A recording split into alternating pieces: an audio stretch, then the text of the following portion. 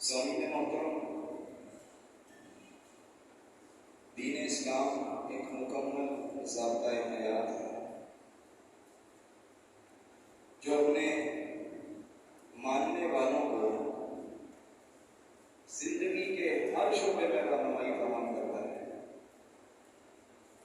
چاہے کوئی مرد ہے یا عورت ہے، جو بھی شخص اس دین اسلام کو مانتا ہے، اس کی تعلیمات کا عمل پیرا ہوتا ہے، دنیا کا کوئی ایسا گوشہ نہیں ہے کہ دین اسلام اس بارے میں اس کی رہنمائی نہ کرتا ہو. یہ الگ بات ہے کہ اگر کوئی شخص دین اسلام کو مکمل نہ سمجھتا ہو اور اس دین کے اندر اپنی آراء، افکار اور اجتہادات کو داخل کرنے کی جسارت کرتا ہو، چاہے وہ فقہ کی صورت میں ہو، چاہے وہ ملک کے قانون کا نام اس کو دیا گیا ہو، یا پھر لوگوں کی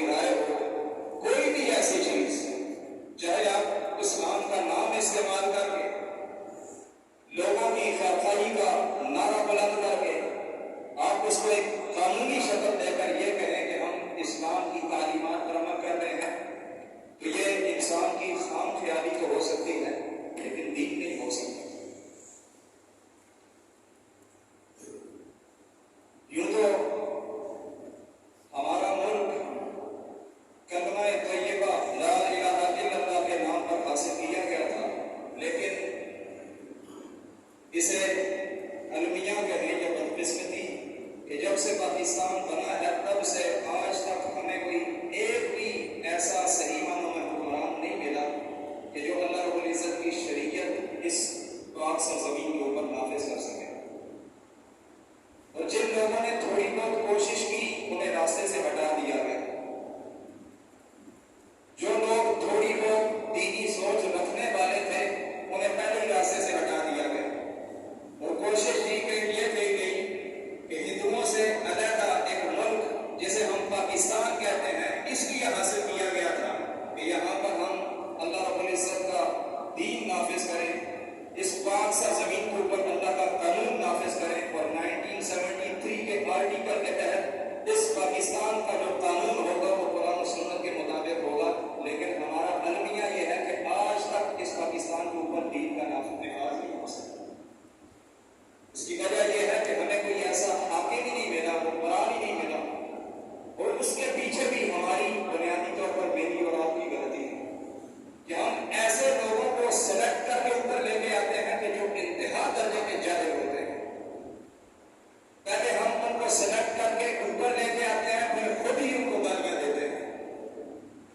اور پھر توقع یہ کرتے ہیں کہ سیدنا عمر جیسا حکمران ہمیں نصیب ہو, جو نہ نماز پڑھتا ہو, جس کا حلیہ سیدنا عمر جیسا نہ ہو, جس کا چال چلن توبت سیدنا عمر جیسا نہ ہو. پھر ہم اس سے یہ توقع کریں کہ سیدنا عمر جیسا وہ خلافت دے کر آئے.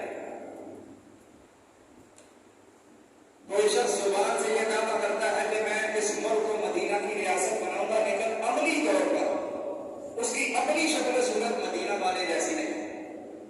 کوئی شخص یہ دعویٰ کرتا ہے کہ میں عوام کی غربت اور بھوک مٹاؤں گا, لیکن سب سے پہلے وزیر اعظم بننے کے بعد وہ اپنی تجوری کرتا ہے.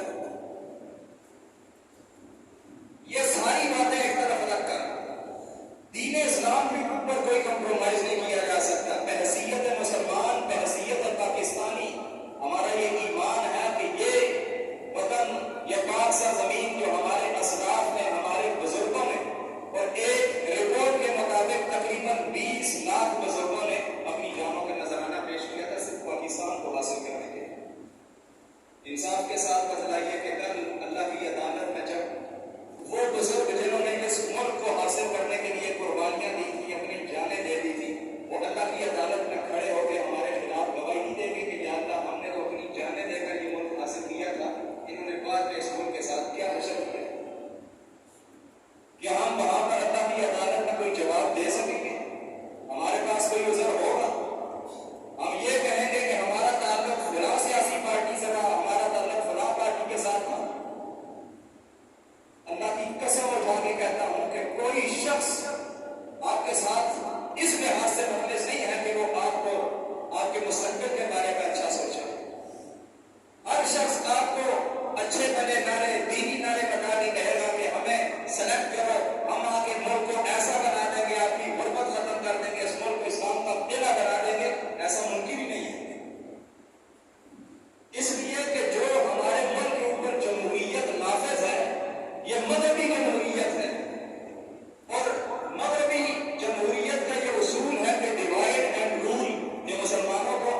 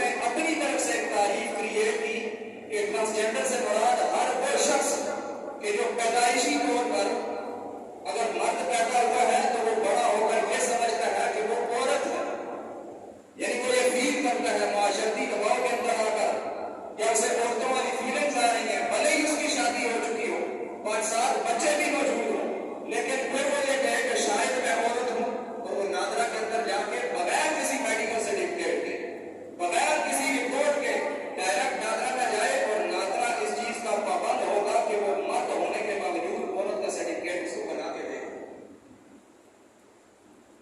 ये कानून पास हुआ और सबसे बड़ी खराबी इस कानून के अंदर यह थी कि सेल्फ परसीव जेंडर आइडेंटिटी, कि इंसान खुद इस चीज का तयन करेगा कि मैं मर्द हूं या औरत हूं।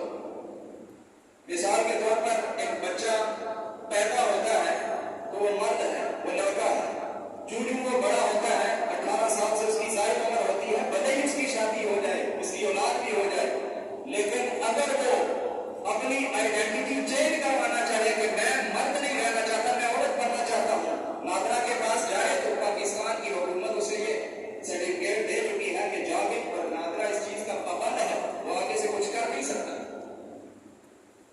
कि वो आपको औरतों का सर्टिफिकेट बना के दे, आईडी कार्ड आपके पास औरतों का होगा और फिजिकली आप मर्द होंगे। यही मामला औरत का है कि औरत अगर मर्दों का आईडी कार्ड हासिल करना चाहे तो उसके पास मर्दों का आईडी कार्ड होगा और नादरा इस चीज का पाबंद होगा कि वो उसको मर्दों का आईडी कार्ड जारी करे। इस कानून, इस बिल की जो संगीनी है, जो नुकसान है, वो समझते हैं कि एक मर्द पाकिस्तान के कानून के तहत किसी दूसरे मर्द के साथ शादी नहीं कर सकता। मेरी बात को तवज्जो के साथ सुनिएगा। एक मर्द दूसरे मर्द के साथ शादी नहीं कर सकता, लेकिन ये जो सियासी पार्टियां हैं, बदबख्त हुक्मरान, इन जालिमों ने ऐसा एक्ट पास किया, ऐसा कानून पास किया कि एक मर्द किसी दूसरे मर्द से अगर शादी करना चाहता है तो वो नादरा में जाए, पहले औरत वाला आईडी कार्ड हासिल करे, होगा तो मर्द, लेकिन कानूनी लिहाज से उसको औरत बना दिया जाएगा और फिर उसके बाद वो मर्द के साथ शादी करे, यानी कानूनी लिहाज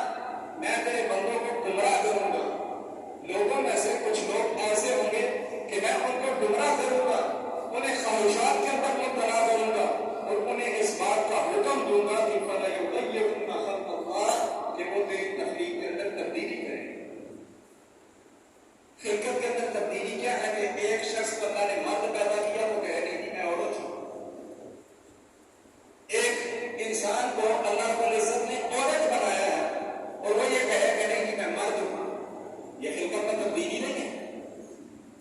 اللہ رب العزت نے اگلی آیات میں اس کا جو انجام بیان کیا ہے وہ سننے کے لائق ہے۔ اللہ رب العزت نے فرمایا کہ ایسے لوگ جہنم کا ایندھن ہوں گے اور وہ ہمیشہ ہمیشہ جہنم میں رہیں گے۔ یعنی یہ جو بل پاس کیا جا رہا ہے اس کو باقاعدہ سرتوڑ کوششیں کی جا رہی ہیں، اگرچہ اس میں سینٹ کے اندر ایک سینیٹر مشتاق احمد خان صاحب جو کہ جماعت اسلامی کے ساتھ اور اللہ رب العزت کی ان کے اوپر رحمت ہوں، یہ سارا کریڈٹ ان کو جاتا ہے۔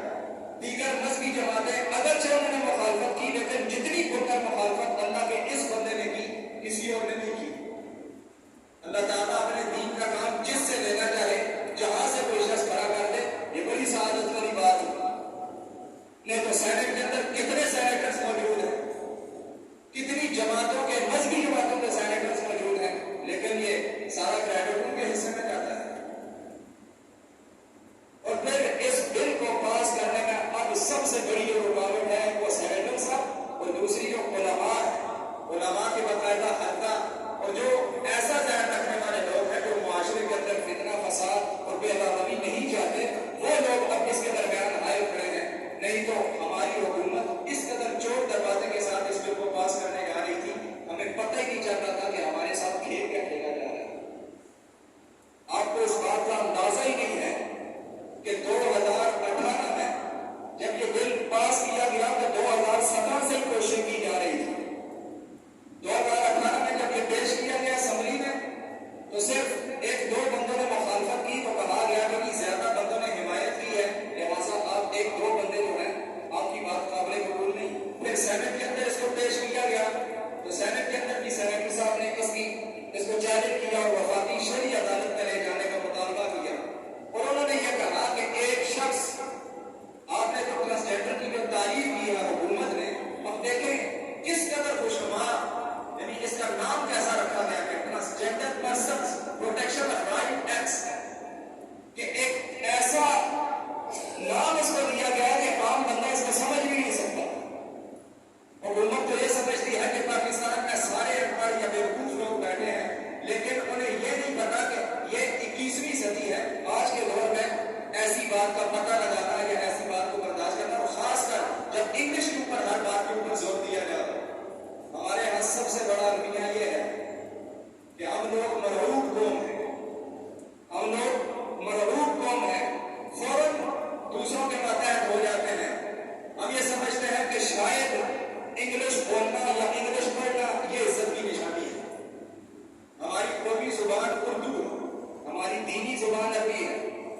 آپ مجھے یہ بتائیں کہ کون سے سرکاری ادارے میں، کون سے پرائیویٹ ادارے میں اردو زبان کو قومی زبان کی حیثیت دی گئی ہے؟ ہماری اسمبلیاں، ہمارا سینٹ، ہماری جتنی بھی اس طرح کے جتنے بھی انسٹیٹیوشنز ہیں وہاں پر انگلش بولی جاتی ہے۔ حتیٰ کہ ہمارا وزیر اعظم یونائٹڈ نیشنز کی اسمبلی میں کھڑا ہو کر اگر تقریر کرتا ہے تو اپنی قومی زبان میں نہیں کرتا، انگلش زبان میں کرتا ہے۔ لیکن اس سے یہ پوچھا ہے آپ کی قومی زبان کون سی ہے، اسے یہ نہیں پتا کہ ہماری قومی زبان کون سی ہے۔ ہمیں شرم آتی ہے اپنی زبان بولتے ہوئے۔ ہم سے بہتر تو وہ افغانی ہیں کہ جو کل آزاد ہوئے ہیں لیکن اپنی قومی زبان پر فخر کرتے ہیں۔ وہ انڈیا کا وزیر اعظم جس کی اوقات 2 ٹکے کی نہیں ہے، وہ بھی دنیا میں جس ملک میں رہتا ہے وہ ہندی بولتا ہے، وہ انگلش نہیں بولتا۔ ترکی کا صدر اپنی قومی زبان کے اوپر فخر کرتا ہے، دنیا کے جس ملک میں حتیٰ کہ پاکستان آتا ہے تو تب بھی ترکی زبان میں بات کرتا ہے۔ چائنیز صدر اپنی چائنا کی زبان بولتا ہے، انگلش نہیں بولتا۔ لیکن ہم جو قوم ہے کہ جو انگلش کے اوپر اس قدر لگتے ہیں، منہ ٹیڑھا کر کے انگلش بولتے ہیں کہ شاید یہ کوئی ایسی زبان ہے کہ جس سے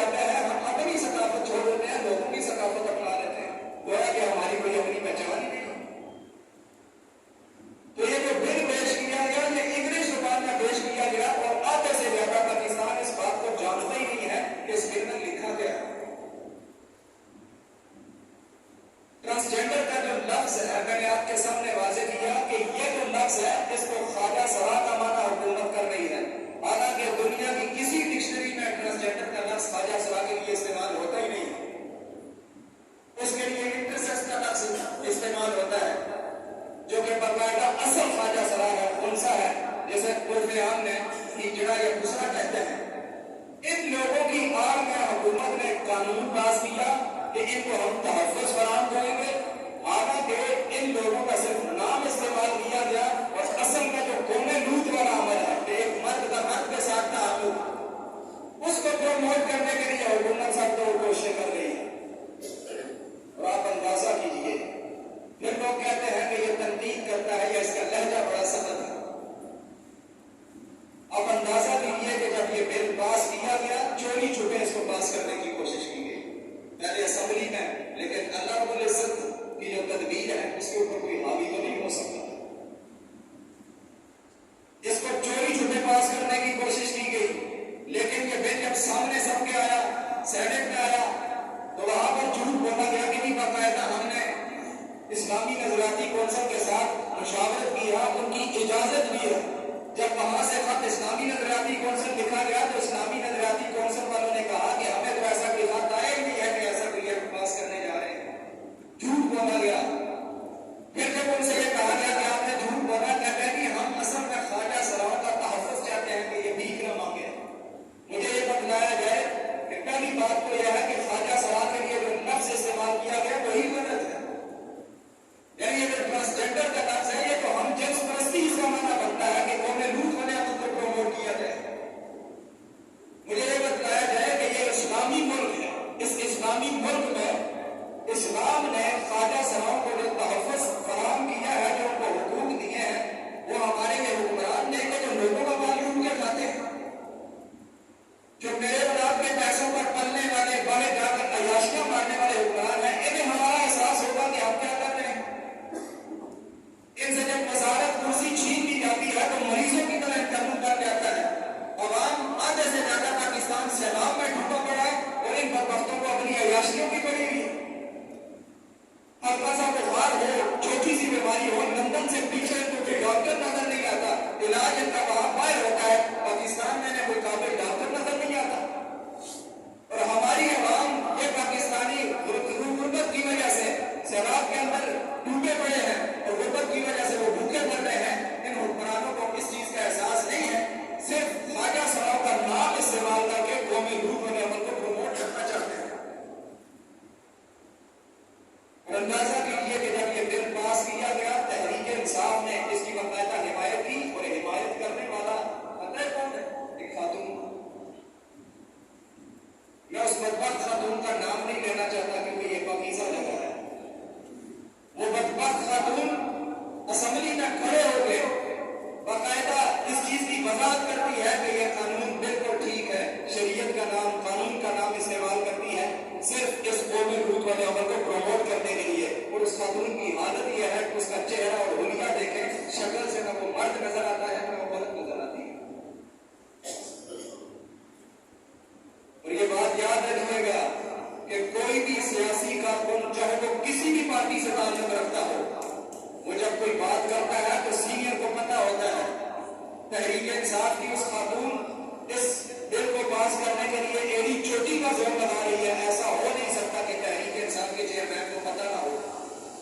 ہم ریاست مدینہ کا دعویٰ کرتے ہیں اور انتہائی معذرت کے ساتھ میرا کسی سیاسی پارٹی کے ساتھ تعلق نہیں، اس لیے میں یہ بات کہنے میں حق پہ جانے ہوں، کیونکہ جس شخص کا کسی سیاسی پارٹی کے ساتھ تعلق ہوتا ہے تو اس کی پشت پناہی کرتا ہے، جسٹیفائی کرتا ہے۔ میرا کسی پارٹی کے ساتھ کوئی تعلق نہیں ہے، نہ مذہبی پارٹی کے ساتھ، نہ سیاسی پارٹی کے ساتھ، نہ میں درباری ہوں نہ سرکاری ملا ہوں۔ جو بات کرتا ہوں حق بات کرتا ہوں اور اس کے لیے مجھے کسی کی پرمیشن کی بھی ضرورت نہیں پڑتی۔ اسی لیے شاید یہ باتیں ممبر و محراب سے ہر بندے کو ہضم نہیں ہوتی، یا لوگ کہتے ہیں کہ آپ کا رویہ بڑا سخت ہے۔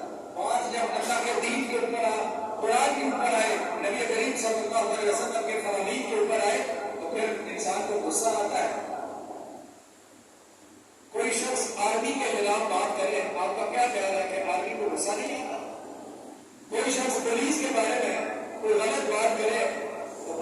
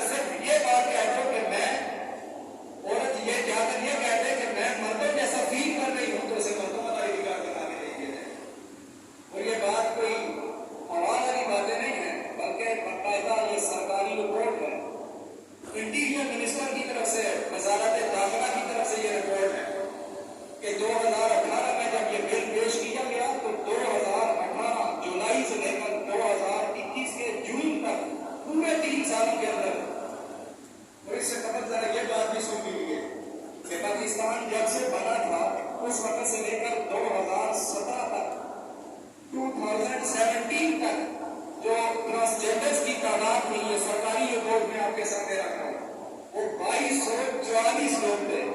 2744 2740 یعنی 3000 لوگ بھی نہیں تھے. جو حقیقی خواجہ سرا ہے جنہیں ہجرا کہا جاتا ہے وہ 3000 سے بھی کم ہے. اور آپ دیکھیں کہ یہاں سے پنڈی میں ہزاروں میں خواجہ سرا آپ کو نظر آئیں گے جو کہ نقلی اور جعلی بنے ہوئے ہیں. سرکاری رپورٹ کے مطابق پاکستان بننے سے لے کر اب تک 2017 تک 3000 تک کے لوگ یعنی تعداد تک بھی خواجہ سرا نہیں ہے. لیکن جب 2018 میں اس بل کو پیش کرنے کی کوشش کی گئی تو 2018 سے 2021 تک صرف 3 سالوں کے اندر نادرا کے اندر باقاعدہ 29,000 یعنی تقریباً 29,000 لوگوں نے اپنی جنس تبدیلی کروائی, جن میں سے 17,000 مرد تھے. 17,000 تھے وہ مرد, کوئی شادی شدہ تھے کہ ان کی اولاد تھی. نادرا میں جا کر انہوں نے عورتوں والا آئی ڈی کارڈ بنوا دیا.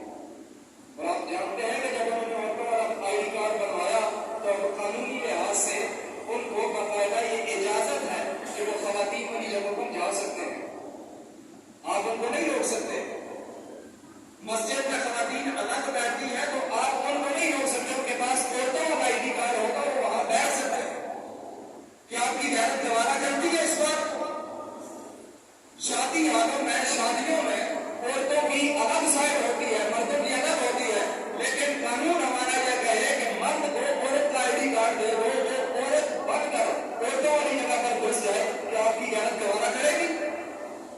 جہاں پر آپ کی مائیں بہنیں بیٹھی ہوں وہاں پر ایک مرد گھس کر بیٹھ جائے, آپ کی غیرت گوارا کرے گی؟